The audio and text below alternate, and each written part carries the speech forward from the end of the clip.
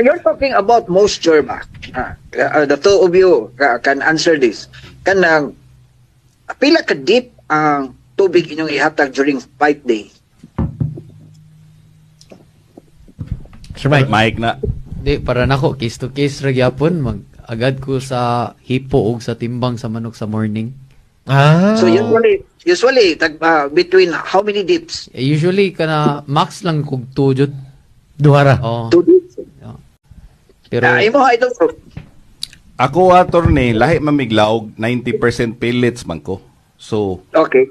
kung butan ako ka in theory, you need 1.5 to 1 to 2, depende sa weather, 2 parts of water to digest 1 part of pellets.